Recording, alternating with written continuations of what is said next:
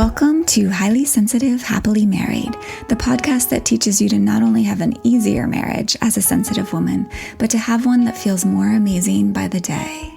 Where you'll hear relatable stories, love advice that works, and coaching on how to have a marriage where feeling upset and disconnected is a thing of the past, and where instead a sense of loving connection and even fun and lightness is the norm.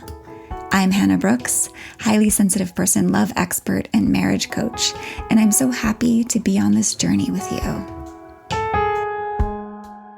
Hello, and welcome to episode 57. I hope you are doing really well today, and I'd love to remind you or make a loving request of you to hit subscribe if you haven't done so already, and go ahead and leave a review if you've been enjoying or getting anything out of this podcast. It would mean so much to me. It's especially valuable if you do so over on iTunes/Apple Podcasts. It's called Apple Podcasts these days. And it should be really self-explanatory to leave a review, and it should only take less than 3 minutes. Thank you so much for considering doing so. So today I want to share something that's a little fun, a little on the lighter side of things. I love in general to address the sort of what I call the deeper underlying emotional immune system stuff, right? The things that are going to help us as highly sensitive people be at our most emotionally empowered, most emotionally centered and well place, and to live and love from that place, right? I always say everything in our marriages and our lives, all the beautiful things, all the good moments, all the potential and capability to navigate those trickier moments come from this place of having what I call a robust emotional immune system, right? In other words, strong emotional agency skills. And so we focus a lot on that here on this podcast. But every once in a while, I like to offer you something really specific and actionable. I mean, just a simple action, a thing you can do that can bring good stuff into you and into your marriage. So today, I'm going to share about one of the things that I have done. I have made a regular part of my life, and what I really consider a way of tending to my own sensitive mind, body, heart system. And I've done this really regularly over the last several years to great success. And it's what I call the highly sensitive person, or the HSP quarterly retreat. So yeah, it's basically what it sounds like. It's a retreat from regular life. And I call it the quarterly retreat because that's what I've found is really nice for me. Doing a retreat about every 3 months or so. But it doesn't have to be that often, right? It can be less, but I'd say at least that many times a year is ideal. Now, this is not something I tell clients to go do. It's not like an assignment I give them, but I do sometimes share in sessions how it's something that I do. And I've noticed that can be really inspiring to some of my clients. So I've had several clients really take up that tradition of the quarterly retreat. And once they've done it, they report in and tell me about how powerful and rejuvenating it was for them. And I've definitely had clients say, hey, I'm going to do this quarterly like you.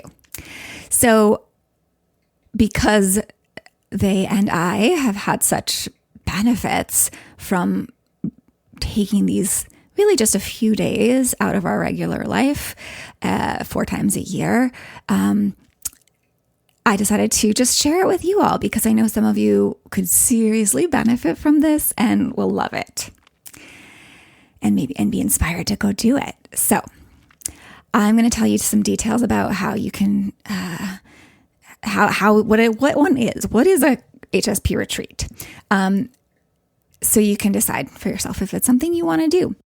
Now, if you've been listening to this podcast for a while, you'll know I champion self-care, taking care of yourself, and how as a highly sensitive person, decompression and space and alone time right?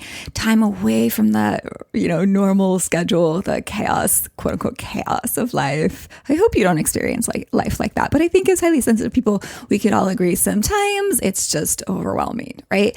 So taking some space from that, right, is so important for so many reasons for us.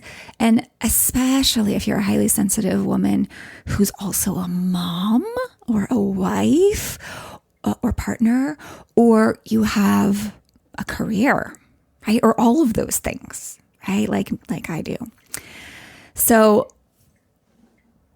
like this regular, quote unquote, regular life that we modern women so often live, right? With all of these things going on, like minimum 40 hours work. Okay, maybe not all of you are there, right? But the sort of normal is the 40 hours plus a week of work, kids, house running, relationship, marriage, all the things, right? This way of life wasn't created and put out there by like a table of people who are choosing what's best for highly sensitive people. Meaning it was not designed like the 40-hour work week and all the things all at once.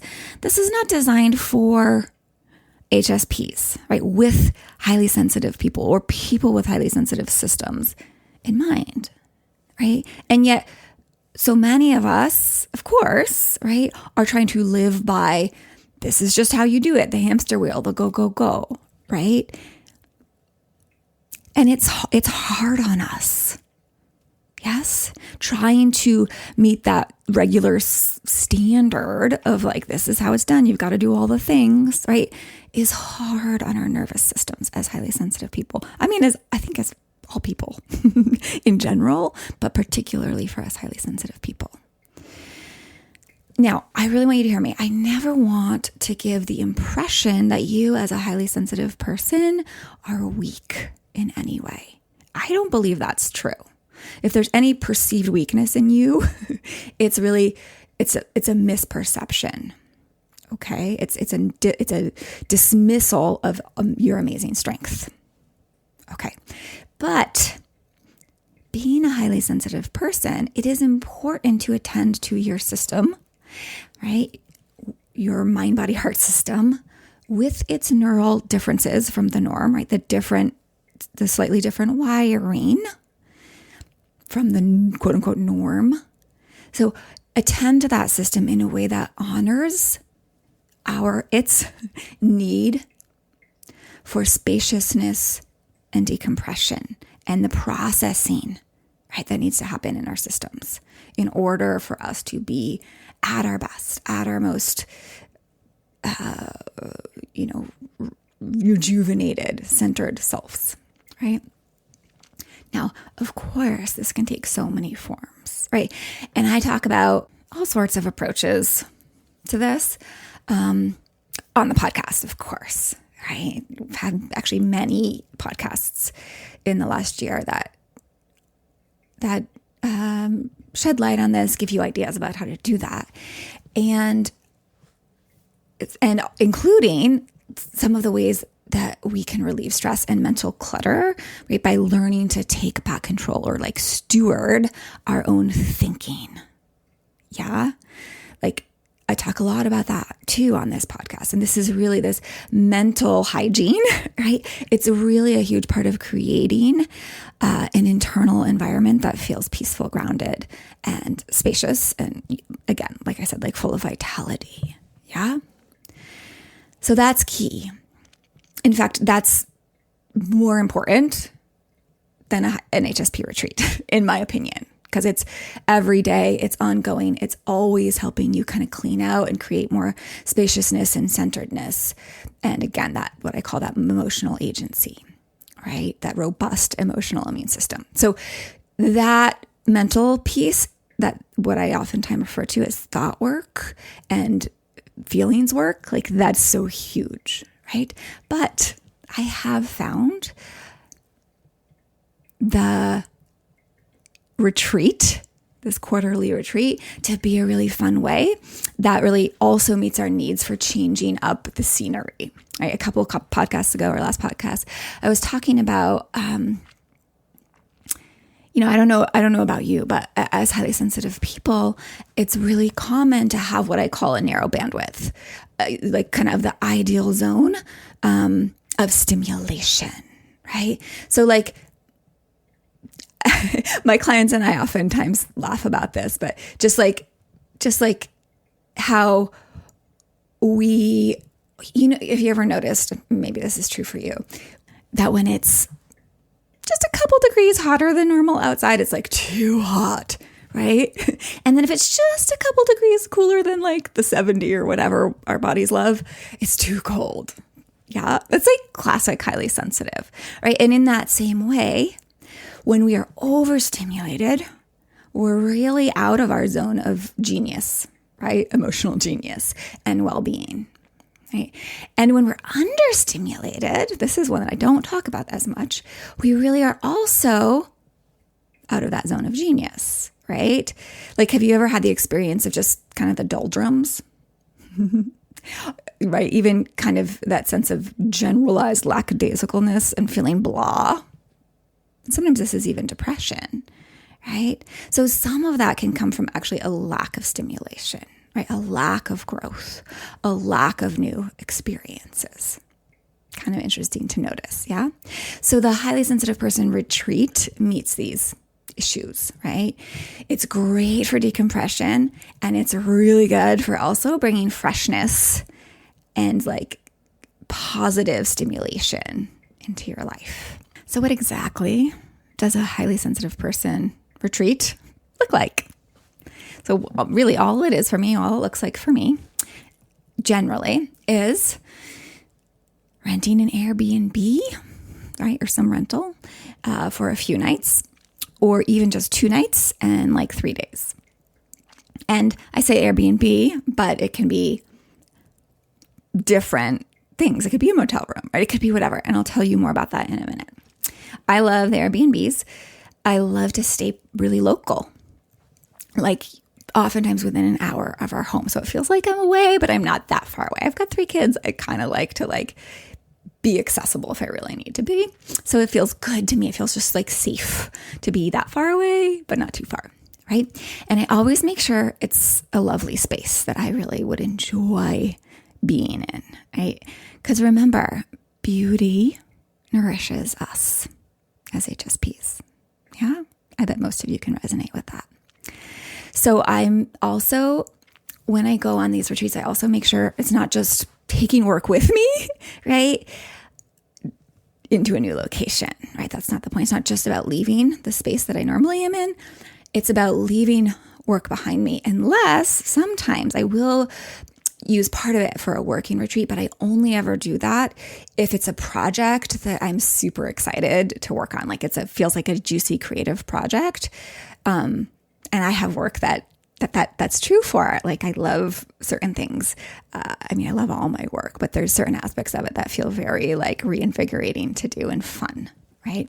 So I bring work only if it's totally fun. And I have to be really honest with myself about that. Oftentimes I don't bring any work. And I always bring guided meditations, podcasts, my yoga mat, and really good food. And most importantly, maybe my journal for self-reflection. And I often go on these retreats with an intention, with like a focus that I want to grow and evolve in, an area that I'm ready to step into. I love this, because it really creates a like loving container and focal point for my time. So I'm not just like lost in that alone spaciousness, which is something that can happen, right? So this last time, for example, I was just on a retreat like maybe a month ago. And I decided to focus on learning about and really befriending my nervous system even more deeply than I have had up till then. So I spent a lot of time learning from one particular nervous system teacher and being in my body and feeling into my nervous system, etc.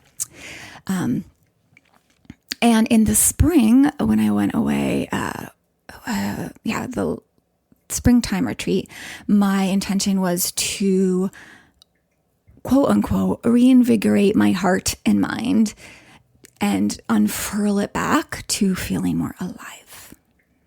Yeah. And one of my clients told me that her intention for her retreat was to reconnect to herself and her interests and her passions. Yeah. I mean, these are so juicy, right? And as I talk about in other podcasts, this connection to ourselves, this knowing who we are, this learning more about who we are, and allowing ourselves space to explore and connect to ourselves and bring out the clarity around who we are and pursue the things we love. Like, that's truly an essential piece of having a thriving marriage. For more on that, check out Being a Happy, Fulfilled Wife, episode, I believe, 44. Now, although at least 3 out of 4 retreats I go by myself, occasionally I do invite my husband. And when it's more of a retreat intention versus a getaway romantic trip together, we tend to be very intentional, right, around that. But most of the time I consider the romantic trips and the retreats kind of separate. Although I can't express enough how fun it is to go on some sort of intentional learning, self-development retreat or experience with your partner. So much fun. So that's how I do it. And of course, those are my suggestions to you. And take any or all of those suggestions for your retreat. Now, I want to talk a little bit about what can get in the way. I'm sure there's way more reasons than this, but what can get in the way of us taking these retreats? I think very often it's our thinking there's no time, right? Having some obstacles to asking for help, right? Thinking it's not affordable without really exploring the options that there's ways you might be able to do this that are free. So throwing that out there. Or simply not valuing this kind of thing for yourself, which can oftentimes just be not seeing the benefits of it, the deep benefits of it, right? And oftentimes, another way of saying this is oftentimes fear in many shapes and forms can get in the way of us going ahead and planning this kind of thing for ourselves. And some of those fears can be being alone, being alone. Yeah. I mean, if you've been not alone much, that can feel uncomfortable, right? Being perceived as selfish is a fear, right? Or fear of asking for, or simply taking time to yourself, right? Again, I think that so many of us women are so oriented, so conditioned to being there for others, that it seems somehow selfish to not be there for others and be there for ourselves for a little while. But that will keep you from planning something like this. And I guess that's one more thing, as just sort of side note I should mention here, is another thing that gets in the way is just not planning it in advance, right? I think that's one of the most important things you can do. And this brings me to how to navigate these obstacles is sitting down now, today, if you're inspired by this, and planning a retreat for, 6 weeks from now, or a couple months from now, or even January. It's November. No, it's October now, late October. So yeah, planning ahead, several months ahead can be really good, because then you can really prepare for it in terms of making sure your schedules and everyone else is set up for it in your life. So to get around some of these other obstacles and actually do a highly sensitive person retreat, I want to just present some other options that can help keep this super affordable and maybe not as complicated. So, and maybe not even take as much time. So, this became really clear to me during the pandemic, where I didn't really want to go to a rented space for a while. So I got creative about it, and this is totally something you can do. I chose sometimes to simply stay home and do a home retreat. This isn't my first suggestion. I wouldn't. This isn't ideal, in other words, but it's totally possible to do this at home, and can actually just work in conjunction with your partner, significant other going away on a business trip, or just on something sometimes my husband likes to go camping. And so I was able to take advantage of that time and carve out the weekend for myself. And in order to do that, it's important to actually make sure you are not just falling into the normal routine. You're not getting distracted by all the housework. You're not working, right? And so it can help to sort of plan out specific things you're going to do with that time, and even get out of the house, on a hike or a local, trip to the botanical gardens or something, right? Where you're shaking up your normal routine, but you're spending this time intentionally with yourself. Another thing I've done is my mom has a studio space, and it's once a year I use that. And that's just a couple hours away, and it's a way to also say hi to her, but mostly retreat by myself. So that's lovely. So in other words, you can get creative, right? You could find a friend who's going away and house it for them, right? You can camp. One of my clients did this, and she camped, and it was really, truly a peak experience for her, right? So much goodness came out of it. So much goodness. Her relationship felt rejuvenated and refreshed because she had sort of sorted a bunch of things out with herself, in herself, on her camping trip. Another option is if multiple days, like I suggest, is just really seems infeasible, just doing a home day, one day during a work week, calling it a sick day, but using it for this intention and really being intentional with it can be enough. Yeah. So don't let, the place or the time that you have stop you. Choose a time and make it happen. And I want to bring it back for a minute to the source of overcoming all obstacles, the source of really all obstacles, and the source of overcoming them, which is our thinking, right? So our fears and limited thinking will keep us from doing such things. And so we can just choose intentionally to think in a way that leads to us making this happen for ourselves. So an intentional way of thinking would be a highly sensitive retreat, or taking this time matters and will benefit my life and those in it in so many ways, right? That is a thought you can choose. And when we choose that kind of thinking, usually, as long as we're believing the thought, right? As long as that feels, yes, that resonates. So we feel it in our body, yes, I can feel that this matters and this is going to benefit me and those in my life.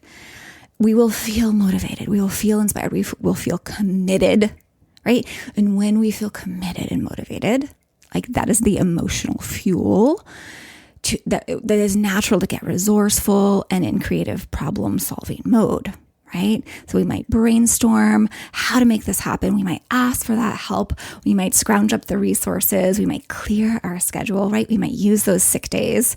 We might stay home if we need to instead of going out, right? We'll get resourceful, in other words, and we'll figure it out, right? And the result is that we'll do it. We'll make it happen for ourselves. Yeah. So my hope is that this podcast episode has planted this seed of this idea in your head, and that you are starting to see some of how it would matter, how it will benefit you and those in your life. So I want to share just a little bit more about that. Retreats are a beautiful container. This is really fun and good, and some of you will totally get this, to get some space from your partner. Yeah? I know that's always so yummy for me to get some space. And then and really be able to use that space to reflect on things between you. Yeah? And do some inner work in regards to how you relate to your partner and how you want to be with him. Yeah? It's hard to do that in like just regular daily bum life, right? And to get this space, really to give your heart some space to begin to kind of miss him again and ready to see him, what I call afresh, see him freshly when you return. It's always like this delight for me to come back to my husband and kind of see him with what I call new eyes, right? Like, oh yeah, like we can see clearer when we've taken space. We can see what we love in our honey when we've taken space, right? I think of these retreats as in some ways giving ourselves a marriage and a personal reset. And they're really like preventative emotional health, right? They're marriage healing. They're heart lifting. They're like medicine. They're like a gift to your family, right? But mostly you, right? Because when you love on yourself in this way, when you attend to your beautiful mind, body, heart system in this way, you allow yourself a larger capacity to be who you want to be, to feel how you want to feel, to love how you want to love, and to enjoy life like you want to.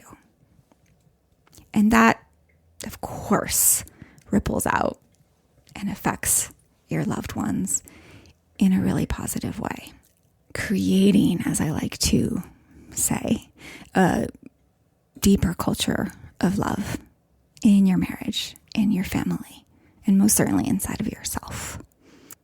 So try out this HSP Retreat and tell me how it goes, and be oh so well. Hey, if you're really ready to have that deep culture of love in your marriage, and you want the support that's going to give you the emotional skills, the mental skills, the communication skills, and everything you need to really have that, to have your marriage become the best, most supportive, nourishing, loving version of itself, I invite you to come coach with me. Just yesterday on a call, one of my clients said, I can't believe this is really working. I hear this a lot, and I'm always like, of course it is. You're showing up for yourself. You're showing up for your marriage. And of course, the tools simply work. The tools that I teach, the tools that I help people learn so they can show up in their marriage and make it what they want it to be.